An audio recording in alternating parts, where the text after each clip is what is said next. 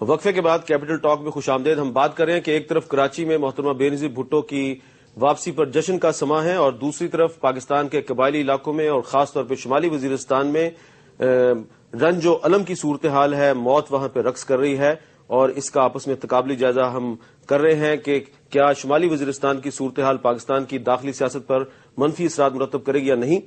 Doctor جمال صاحب آپ وزیر ثقافت رہے ہیں اور آپ نے جو ہم نے رپورٹ دکھائی اس میں دیکھا کہ وہاں کے جو لوگ نوجوان ہیں ان میں غصہ ہے اور وہ پوچھتے ہیں کہ حکومت غیر ملکیوں کے خلاف جو آپریشن کر رہی ہے تو کوئی غیر ملکی پکڑ کر سامنے کیوں نہیں لاتی.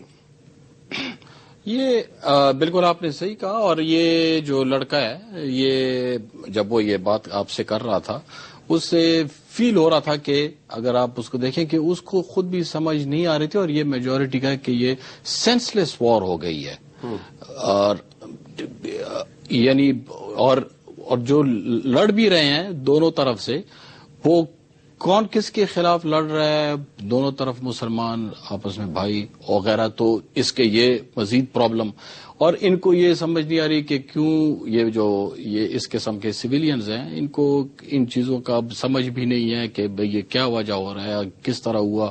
یہ تو بیسیکلی بیچارہ ان ایجوکیٹڈ ہے تو اس کو تو وہ پرانے اس پورا 79 سے ہسٹری کا بھی نہیں پتا کہ جو چلا آ رہا ہے کہ یہ تو اس خطے سے کہ اس کا واحد اور واحد حل یہی ہے جی کہ اس کا پراپر نیشنل لیول پر اس کی ود ٹرائبس کو اور ہر علاقے کے ٹرائبس کو انوالو کر کے ان کا پراپر ریکنسیلیشن ہی کیا جائے. اور یہ ادروائز اس میں شک نہیں کہ اس قسم کے کولیٹرل ڈیمیج سے جتنی تباہی پھر ہوتی ہے اس کا مزید یہ خرابی کی طرف ڈر ہے اس کا جانے. آپ نے کہا کہ ریکنسیلیشن کی جائے. آپ کا تعلق ہے اورکزئی ایجنسی سے.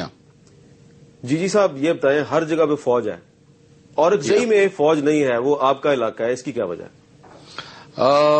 حقیقت تو یہ ہے جی کہ فوج میرے علاقے میں بھی تھی میرے الیکشن سے پہلے. لیکن الیکشن میں جب الیکٹ ہوا تو اس کے بعد ہم نے ریکویسٹ بھی کی کہ بھائی ہمارے پاس سارے سول ڈپارٹمنٹس ہیں جو کام کرنے کے لیے ہیں پولیٹیکل ایڈمنسٹریشن کے پاس ہیں تو اس لیے وہاں سے پھر ہم نے فوج کی ضرورت پہ نہیں پڑی. اینڈ وی سیٹ کہ ہم خود یہ پرابلمز ہمارے جو ہیں وہ اسی لیول پہ سالو ہو سکتے ہیں. اور آج تک پھر اللہ کا فضل ہے کہ وہ نہیں رہا. اور اس کا جی یہ میرا پہلے بھی یہ ہمیشہ کہتا رہا ہوں گورنمنٹ سے بھی ہم جہاں اگر ہماری بات کبھی ہم سے پوچھا گیا ہو تو ہم نے ہمیشہ یہی کہا ہے کہ آرمی جو ہے وہ اس کا کام ہی کچھ اور ہے. اور یہ جو لوگ ہیں ٹرائبز جو ہیں یہ یاد رکھا جائے جی کہ یہ پاکستان کے نارتھ ویسٹ کا ہمیشہ بارڈر کا رکھوالا رہا ہے. اور آرمی کے جانے سے نیچرلی آپ اپنی دو فوجوں کو آپس میں لڑا رہے ہیں کیونکہ بیسیکلی ٹرائبل ایریا جو تھا یہ بغیر تنخواہ کا ایک سپاہی تھا یہاں کا اور بالکل بے غم ہو کے یہ پاکستان کا بیک بون رہا ہے. تو انشاءاللہ تعالی ابھی بھی رہے گا. اور میں اس میں ساتھ یہ بھی کہتا چلوں کہ ٹرائبل کے پرو پاکستانی ہونے میں ہمیشہ ہم کہتے رہے ہیں کہ ڈائی ہارڈ پاکستانی اگر سب سے بڑا کوئی ہے تو وہ یہی ہے.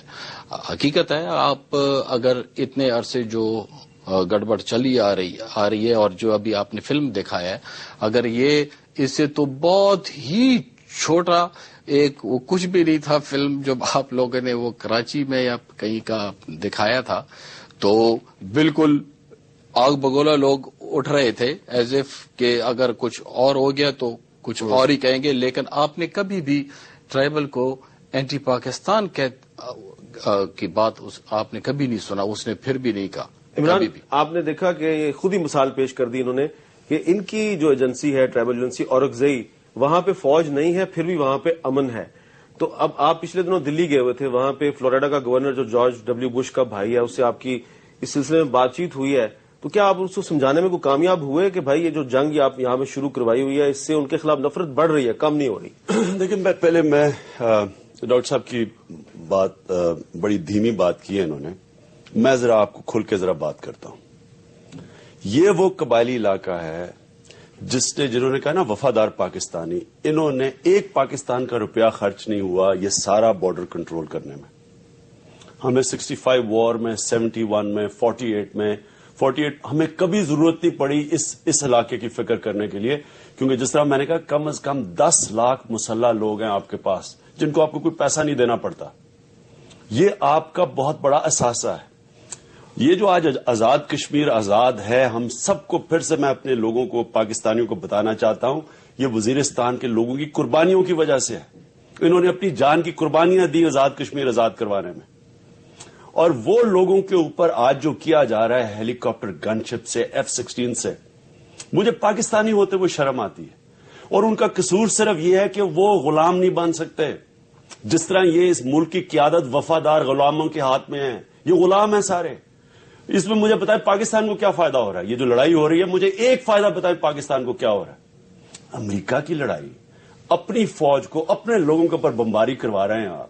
اور کوئی آپ پتہ نہیں ہے 2-3 ہزار القاعدہ کے پیچھے آپ سارے قبائلی علاقے سے جنگ لے رہے ہیں. میں آپ کو یہ بتا دوں کہ جو وہاں جس کا رشتہ دار مرا ہے وہ بدلہ لے گا جا کے پاکستانی فوج سے. جس طرح لال مسجد کے بدلے لیے تھے پاکستانی فوج سے، وہ امریکی ادھر بیٹھا ہے، مر ہمارا فوجی رہے. اور کیوں مر رہے ہیں؟ کیونکہ ایک آدمی کو امریکہ کی غلامی کر رہا ہے یہاں بیٹھ کے، اور سارے ملک کو غلام بنایا ہوا ہے. ہم سب کو شرمندہ کروا رہا ہے پاکستانی ہوتے ہوئے. میں آج آپ کو یہ واضح کرنا چاہتا ہوں کہ یہ جو ہو رہا ہے قبائلی علاقے میں، یہ ایسے چلتا رہا، یہ اپنے آپ کو پھر سے مسلط کریں گے جنرل مشرف اس ملک کے اوپر، اور یہ چلاتے رہے امریکہ کی خدمت کرنے میں، یہ بالکل ایسٹ پاکستان والا حال ہوگا. یاد رکھیں ایسٹ پاکستان یونانیمس پاکستان کے ساتھ تھا، یہاں تو پھر بھی ویسٹ پاکستان میں مسئلہ تھا. ایسٹ پاکستان نے سارا ایک یونانیمسلی پاکستان کے ساتھ وہ گئے ہیں، اور اینڈ میں جو ہم نے ان سے اسی طرح فوج کے حملے کیے، یہ لفظ استعمال کریے، مس کریئنٹس ہیں، یہ شر پسند ہیں، یہ تھوڑے سے لوگ ہیں، یہ انڈین ایجنٹس ہیں، اور کر کے سارا ایسٹ پاکستان کا بیڑا غرق کر کے رکھ دیا. اب وہی کرنے جا رہے ہیں ہم. میں جارج جو بش کے جو بھائی سے وہ میری ملاقات ایسی بائی چانس ہی ہوگی، وہ میری ٹیبل پہ آ گیا، 1.5 گھنٹہ بات ہوئی. میں نے اس کو اینڈ میں اس کو یہ سمجھا دیا کہ یہ جو آپ کرنے جا رہے ہیں، صرف عراق کے اندر تو آپ کو فکر پڑ گئی ہے کیونکہ 4000 امریکی فوجی مار گیا ہے، یا پاکستانی فوجی مارا اور شہری مار رہا ہے، ادھر افغانی فوجی مارا ہے، افغانی شہری مار رہا ہے. ان کو فکر ہی نہیں ہے. ادھر آپ بات کر رہے ہیں کہ کوئی ملٹری سولوشن عراق میں نہیں ہے. یہاں کیوں کہ ملٹری سولوشن ہے. اگر عراق میں ملٹری سولوشن نہیں ہے تو ادھر ملٹری سولوشن کیسے ہوگی؟ کیونکہ ہمارے فوجی اور ہمارے شہری مکھیوں کی طرح مار رہے ہیں، یہ پاکستانی کی پرواہ نہیں. مجھے یہ 9/11 کے بعد مجھے صرف یہ بتائیں کتنے پاکستانی شہری اور فوجی مار چکے ہیں؟ کسی کو نہیں پتا. میں آپ کو لکھ کے دیتا ہوں، جنرل مشرف کو خود نہیں پتا کتنے لوگ مار چکے ہیں، کیونکہ پاکستانی جان ہے، جدھر مرضی مرتے رہیں، کوئی فکر ہی نہیں ہے. ایک امریکی مر جائے مصیبت پڑ جاتی ہے ان غلاموں کو، پاکستانی مرے کوئی فکر نہیں ہے. وہاں قتل عام ہو رہا ہے. آپ بچے، شرم آنی چاہیے ہمیں. وہ جو بچے دیکھ رہے ہیں آپ یہاں سارے، منہ پہ ان کے ٹانگیں بائیں اڑی ہوئی ہیں جو بمباری کر رہے ہیں، کوئی شرم نہیں ہے ہمارے کے اندر. تو یہ جو جارج بش کے بھائی کو میں نے سمجھایا ہے کہ ایک ہی حل ہے اس کا. آپ نیٹو فورسز کی وڈرال، جس طرح امریکہ بات کر رہا ہے عراق سے، وڈرال کا ٹائم ٹیبل، نیٹو فورسز کا ٹائم ٹیبل دیں وڈرال کا، یا پاکستانی فوج وڈرا کریں، مذاکرات کریں. یہ لوگوں سے ان کے انگریز بڑا الیبوریٹ لٹریچر چھوڑ کے گیا، مذاکرات سے مسئلے حل کریں، ان سے بات چیت کریں، ان کی فورسز وڈرا کریں. اور اگر القاعدہ ہے تو قبائلیوں کو ذمہ داری دیں القاعدہ کو کنٹرول کرنے کے لیے. وہ ان سے بہتر کر لیں گے. لیکن یہ جو کر رہے ہیں یہ فائدہ پہنچا رہے ہیں. جو دہشت گرد ہے اس کو فائدہ پہنچا رہے ہیں. یہ سارے لوگ اس طرف جا رہے ہیں. ڈاکٹر صاحب آپ اتفاق کریں گے کہ فوج کو وہاں سے وڈرا کرنا ہی مسئلے کا حل ہے؟ فوج کو تو بالکل ود ٹائم ان کو اب شروع کرنا چاہیے، اور ساتھ ساتھ لیکن یہ ضروری ہے کہ ساتھ ساتھ وہ یہ جو جس مقصد کے لیے وہ گئے ہیں اس مقصد کے لیے ٹاکس وہ لوگوں کے ساتھ کریں. جس طرح انہوں نے کہا کہ عمران خان صاحب نے کہا کہ بالکل وہ یہی لوگ جو ابھی تک اس علاقے کو سنبھالتے رہے ہیں تو انشاءاللہ یہ سنبھال لیں گے. اور یہ کوئی نہیں، وہ نہیں ہے، غلطیاں بالکل ہوئی ہیں. لیکن آئی پرسنلی تھنک کہ اب یہ جو نیشنل ریکونسیلیشن کا انہوں نے اب وہ کیا ہے، جو بہت اچھا آغاز کیا ہے، کیونکہ میرے خیال میں صرف ہمارے علاقے کا نہیں، پاکستان کے میں بھی جو پرابلمز ہیں اس کا بھی یہی حال ہے کہ ہر ایک کو انوالو کر کے اور یہ ذرا یہ کھاتے ماتے سارے ٹھیک ہو کر. غریب ملک ہے اور خاص طور پہ ہمارے علاقے تو پھر بہت ہی غریب ہیں، اور یہاں بھی کون سا وہ ہے، تو ان کا تاکہ ڈیولپمنٹ کی طرف اور صحیح کام کی طرف ہم کام شروع ہو جائے اور people should and the country should join the international. آپ سن رہے ہیں ڈاکٹر جی جمال صاحب بار بار یہ کہہ رہے ہیں کہ جو نیشنل ریکانسیلیشن کا سلسلہ شروع کیا یہ بڑا اچھا ہے. یہ چاہتے ہیں کہ اس کو ٹرائبل ایریا تک بھی وسیع کیا جائے. اب نیشنل ریکانسیلیشن کا جو سلسلہ ہے اس پر عمران خان صاحب کی کیا رائے ہے, سنتے ہیں ایک چھوٹے سے بریک کے بعد.